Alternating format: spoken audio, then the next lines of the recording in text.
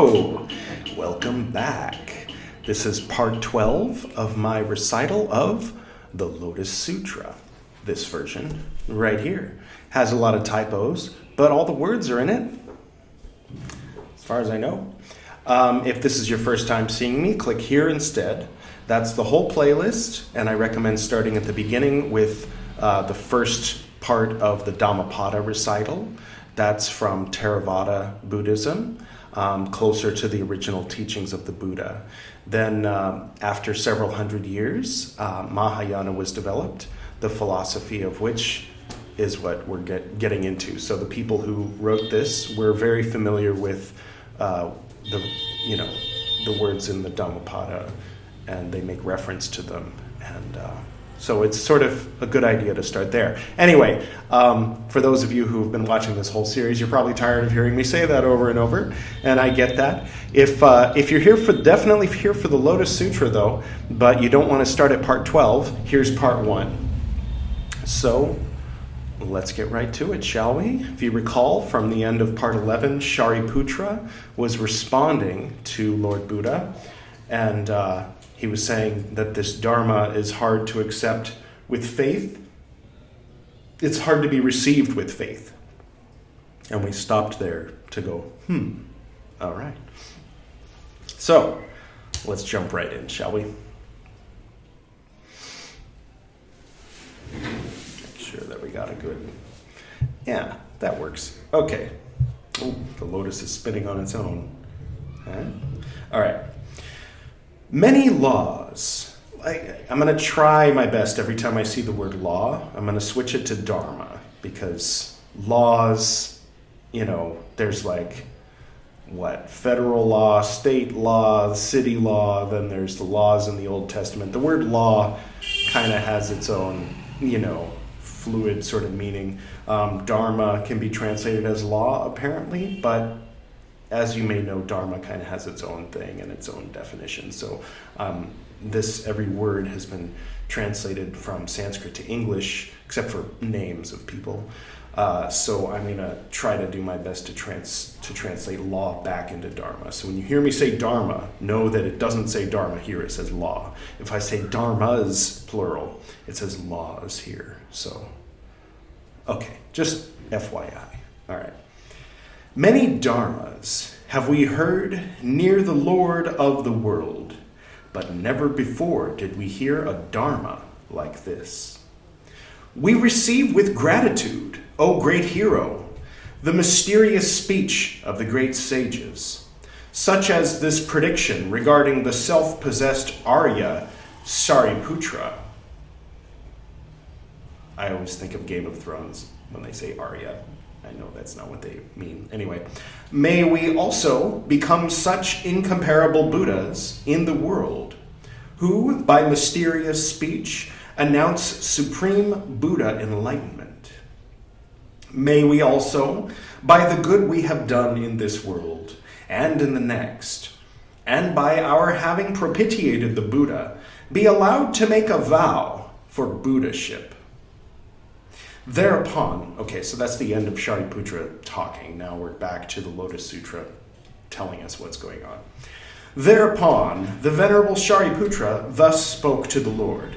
Okay, now Shariputra is going to talk again. My doubt is gone, O Lord. My uncertainty is at an end on hearing from the mouth of the Lord my destiny to supreme enlightenment. But these 1,200 self-controlled disciples... Now that means what I'm saying is in parentheses. The translator added it to clarify the meaning, hopefully. Unless the translator was misunderstanding the meaning, right? Okay, anyway. But these 1,200 self-controlled disciples, O Lord, who have been placed by thee on the stage of Saikshas. Not everything was translated into English. Maybe it doesn't have a very good English translation. I don't know. Saikshas. What are Saikshas? Comment below. Have been thus admonished and instructed. Quote. So this is Shariputra presumably quoting the Buddha, I think. Quote. My preaching of the law, O monks, comes to this. that deliverance from birth, decrepitude, disease, and death is inseparably connected with nirvana. End quote. And these 2,000 monks, O Lord, thy disciples, both those who are still under training and adepts, who all of them are free from false views about the soul.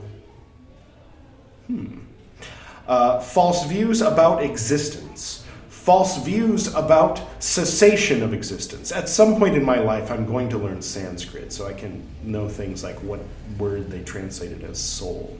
That'd be interesting. Free, in short, from all false views, who are fancying themselves to have reached the stage of nirvana. Okay, did we lose the meaning in my babbling?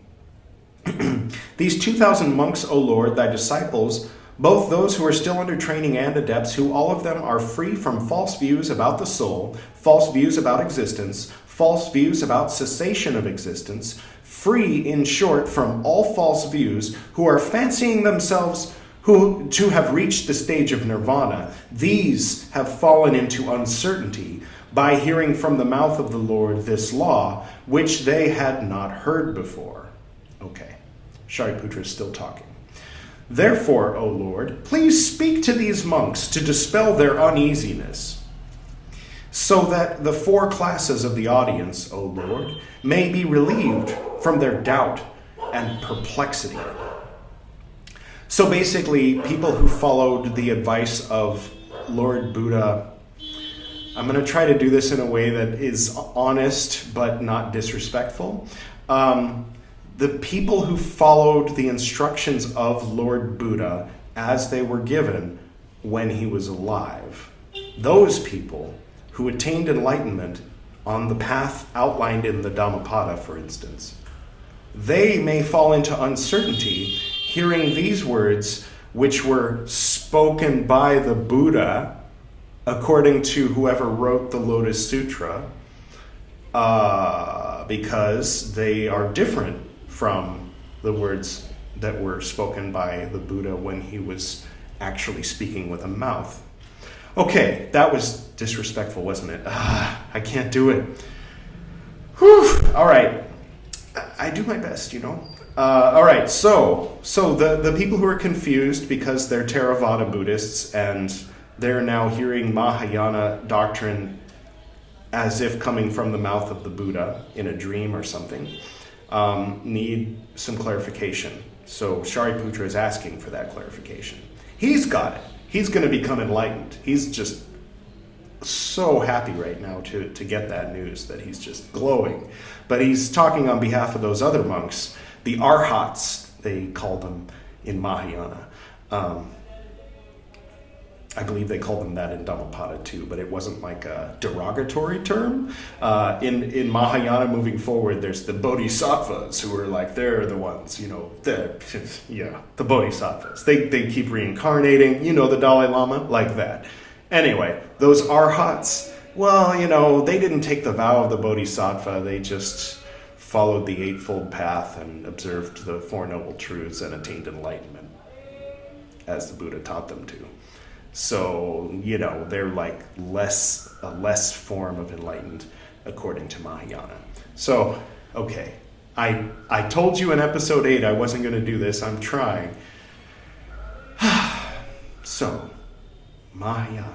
We're going to move into that Mahayana realm where all of this is true. Okay. Lotus, help me. You're very pretty. Help me to observe this as the words of the Buddha, please. I don't know. I can set aside, I guess they call it suspension of disbelief, right? So I'm suspending my disbelief. I'm not going to be that guy in the movie theater going, oh, they used a green screen for this. Oh, that palace isn't real. That's a model. You know, I'm not going to be that guy. I'm going to try not to be that guy moving forward. All right? So you've heard everything that I said. Now forget everything I said, and we're just going to accept this as this is literally what the Buddha said. Okay? Here we go. On this speech of the Venerable Shariputra, the Lord said to him the following: Have I not told thee before, Shariputra, that the Tathagata preaches the Dharma by able devices, varying directions and indications, fundamental ideas, interpretations with due regard to the different dispositions and inclinations of creatures whose temperaments are so various. So it's kind of like Paul approaching the pagans as opposed to Jesus talking to the disciples. Jesus just said it, and Paul was like, okay, well, it's sort of like, Bridget, I know that's not a historically accurate thing. He was talking to the Greeks and Romans. All right, but that approach. So later on, after Jesus did his thing, people had to convert the Celts using Celtic terminology. So Hel, the goddess, had to be redefined as something else. Anyway, all right. Here we go. We'll call this Part 7, Part 2, a.k.a. Part 12. You can watch Part 8 after this to hear me apologize again. All right, I won't make Episode 13 an apology, I promise. All right. To catch the meaning, what is taught... Okay, but Shariputra, yeah, where are we? Of creatures whose temperaments are so various. If you're talking to a serpent, it's not going to be the same. You're not going to preach the Dharma the same way as if you're talking to a Garuda, right? The Garuda, you might be like, okay, you know how when you eat the serpent, it tastes good, but you don't talk that way to the serpent because, Okay.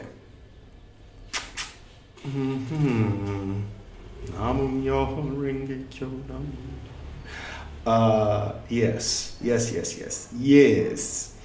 All his preachings of the law have no other end but supreme and perfect enlightenment, for which he is rousing beings to the Bodhisattva course.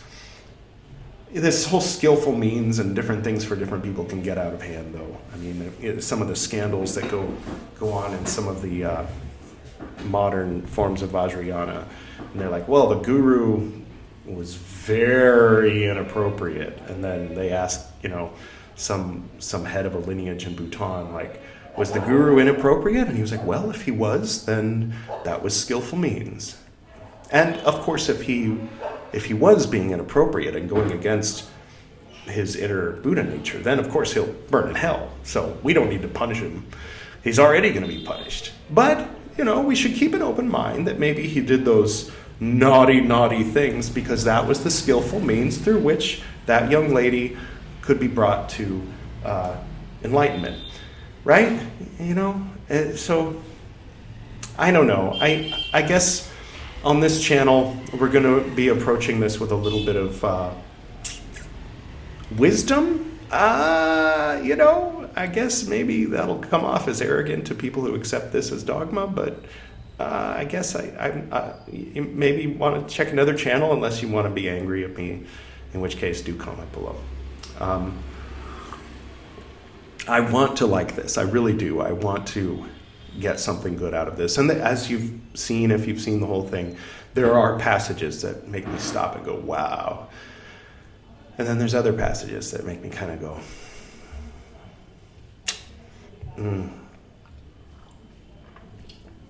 All right. Let's do this.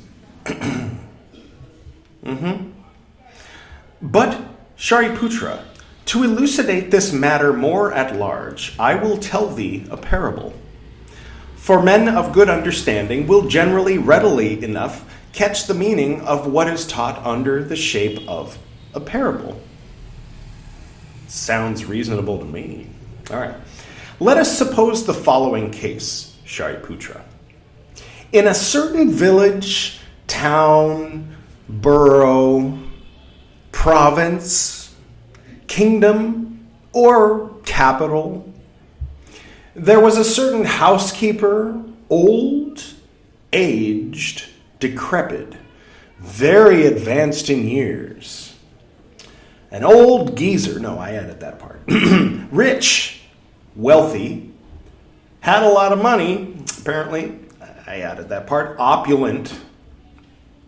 He had a great house, high, spacious, built a long time ago and old, inhabited by some 2, 3, 4, or 500 living beings.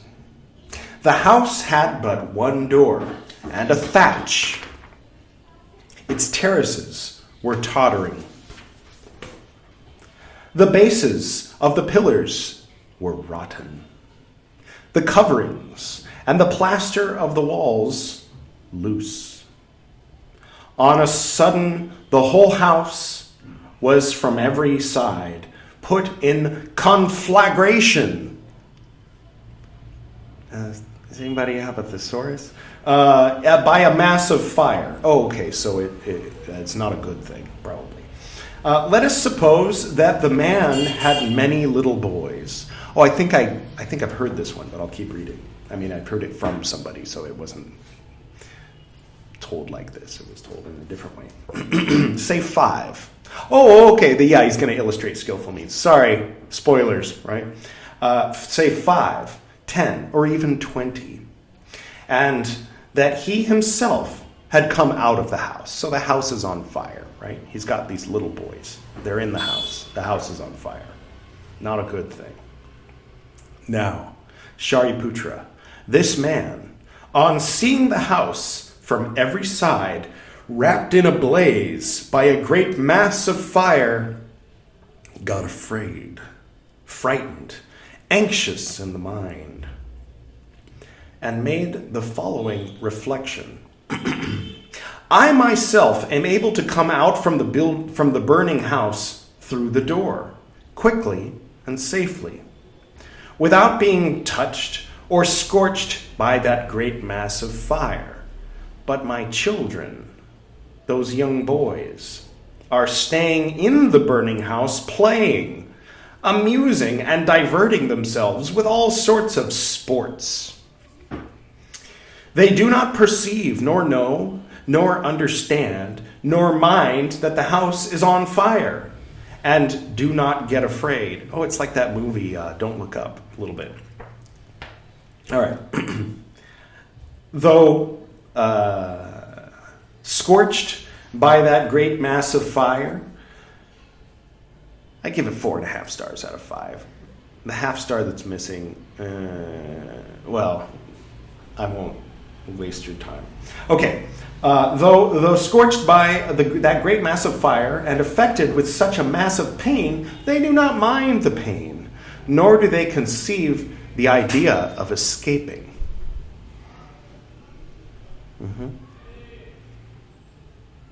All right, he'll probably explain the parable, so I won't explain it prematurely. This man, Shariputra, is strong, has powerful arms. And so he makes this reflection. I am strong and have powerful arms. Why? Let me gather all my little boys and take them to my breast to effect their escape from the house. A second reflection then presented itself to his mind. This house has but one opening. The door is shut. And those boys, fickle, unsteady, and childlike as they are, will, it is to be feared, run hither and thither, and come to grief and disaster in this mass of fire. Therefore will I warn them. So resolved, he calls to the boys, Come, my children, the house is burning with a mass of fire. Come, lest ye be burnt in that mass of fire, and come to grief and disaster. But the ignorant boys do not heed the words of him who is their well-wisher. They are not afraid, not alarmed, and feel no misgiving. They do not care, nor fly, nor even know to understand the purport of the word burning. On the contrary, they run hither and thither, walk about, and repeatedly look at their father, all because they are so ignorant. Then the man is going to reflect thus. The house is burning, is blazing by a mass of fire. It is to be feared that myself as well as my children will come to grief and disaster. Let me therefore, by some skillful means, Get the boys out of the house. The man knows the disposition of the boys and has a clear perception of their inclinations. Now these boys happen to have many and manifold toys to play with. Pretty, nice, pleasant, dear, amusing, precious.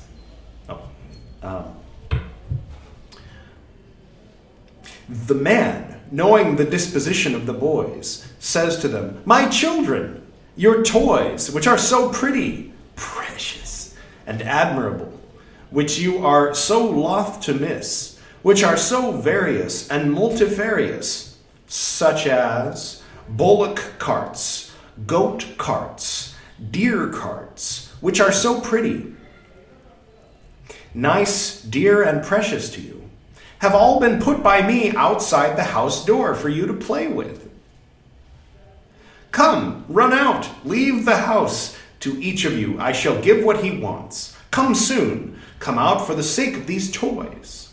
And the boys, on hearing the names mentioned of such playthings as they like and desire, so agreeable to their taste, so pretty, dear, and delightful, quickly rush out from the burning house with eager effort and great alacrity.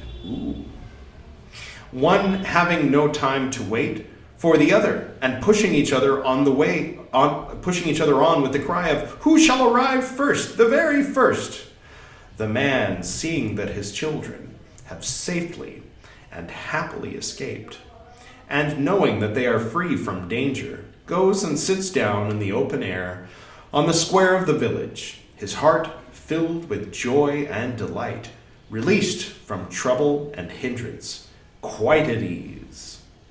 The boys go up to the place where their father is sitting and say, "Father, give us those toys to play with, those bullock carts, goat carts, and deer carts." Then Shariputra, remember it's Lord Buddha giving a parable to Shariputra while everyone else is listening. Then Shariputra, the man gives to his sons, who run swift as the wind, bullock carts only,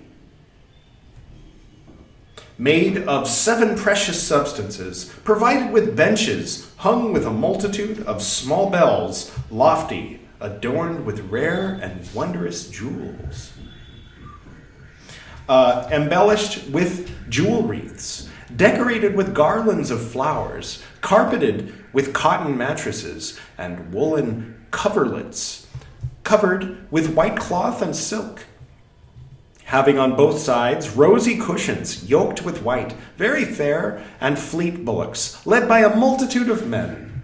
To each of his children he gives several bullock carts, of one appearance and one kind, provided with flags and swift as the wind. That man does so, Shariputra, because being rich, wealthy, and in possession of many treasures and granaries, he rightly thinks, "Why should I give these boys inferior carts? All these boys being my own children, dear and precious.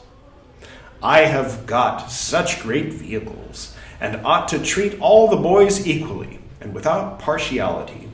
As I own many treasures and granaries, I could give such great vehicles to all beings. How much more, then, to my own children?" Meanwhile, the boys are mounting the vehicles with feelings of astonishment and wonder. "Now, Shariputra, what is thy opinion? Has that man made himself guilty of a falsehood by first holding out to his children the prospect of 3 vehicles? And afterward, giving to each of them the greatest vehicles only, the most magnificent vehicles?" Shariputra answered, "By no means, Lord. By no means, Sugata. That is not sufficient, O Lord, to qualify the man as a speaker of falsehood, since it only was a skillful device to persuade his children to go out of the burning house and save their lives. Nay, besides recovering their very body, O Lord, They have received all those toys. If that man, O Lord, had given no single cart, even then he would not have been a speaker of falsehood. For he had previously been meditating on saving the little boys from a great mass of pain by some able device. Even in this case, O Lord, the man would not have been guilty of falsehood, and far less now that he, considering his having plenty of treasures, and prompted by no other motive but the love of his children, gives to all, to coax them, vehicles of one kind, and those the greatest vehicles. That man, Lord, is not guilty of falsehood. The Venerable Siriputra, according to the typo, having thus spoken, the Lord said to him, very well,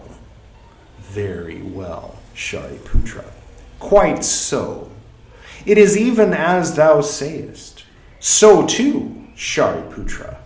The Tathagata is free from all dangers, wholly exempt from all misfortune, despondency, calamity, pain, grief, the thick enveloping dark mist of ignorance. He, the Tathagata, endowed with Buddha knowledge, forces, absence of hesitation, uncommon properties, and mighty by magical power, is the father of the world, who has reached the highest perfection in the knowledge of skillful means, who is most merciful, long-suffering, benevolent, compassionate. He appears in this triple world, the triple world being past, present, and future. He appears in this triple world, which is like a house, the roof and shelter whereof are decayed, a house burning by a mass of misery, in order to deliver from affection, hatred, and delusion the beings subject to birth, old age, disease, death, grief, wailing, pain, melancholy, despondency, the dark enveloping mists of ignorance, in order to rouse them to supreme and perfect enlightenment.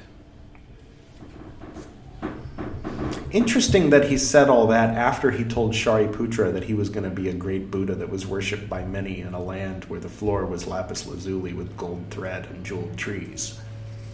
I wonder if there's a connection. All right, anyway. How, for the sake of enjoyments and prompted by sensual desires, they severally suffer various pains. In consequence, both of what in this world they are seeking and what they have acquired, they will in a future state suffer various pains in hell, in the brute creation, in the realm of Yama. Anyone? Suffer such pains as poverty in the world of gods or men, union with hateful persons or things, and separation from the beloved ones. And whilst incessantly whirling in that mass of evils they are sporting, playing, diverting themselves, they do not fear nor dread, nor are they seized with terror. They do not know nor mind. They are not startled, do not try to escape, but are enjoying themselves in that triple world, which is like unto a burning house, and run hither and thither. Hear them out there? Honk, honk, Anyway, though overwhelmed by that mass of evil, they do not conceive the idea that they must beware of it. Under such circumstances, Shariputra, the Tathagata reflects thus: verily, I am the father of these beings. I must save them from this mass of evil and bestow on them the immense, inconceivable bliss of Buddha knowledge, wherewith they shall sport, play, and divert themselves, wherein they shall find their rest. Then, Shariputra, the Tathagata reflects thus, this is the Buddha talking: if, in the conviction of my possessing the power of knowledge and magical faculties, I manifest to these beings the knowledge, or nāledue, according to the typo, forces and absence of hesitation of the Tathagata, without availing myself of some device. These beings will not escape, for they are attached to the pleasures of the five senses, to worldly pleasures. They will not be freed from birth, old age, disease, death, grief, wailing, pain, melancholy, despondency, by which they are burnt, tormented, vexed, distressed, unless they are forced to leave the triple world, which is like a house, the shelter and roof whereof is in a blaze. How are they to get acquainted with Buddha knowledge? Well, as Machiavelli once said, il fine justifica I mezzi, right? Skillful means. It's a thing. All right. So, that's interesting. I hope you enjoyed, in spite of my my sidebars, I hope you enjoyed episode 12 of my recital of the Lotus Sutra. And thank you all for tuning in. And as always, I will close with the prayer that my father and I performed daily as I was growing up.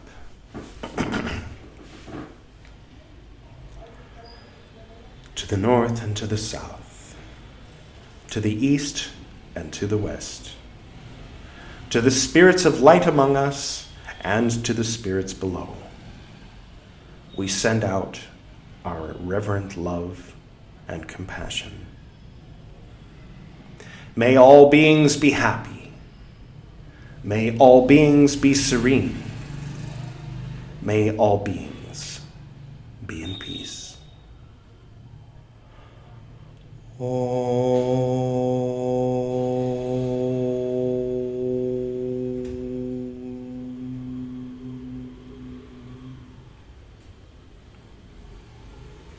Until next time.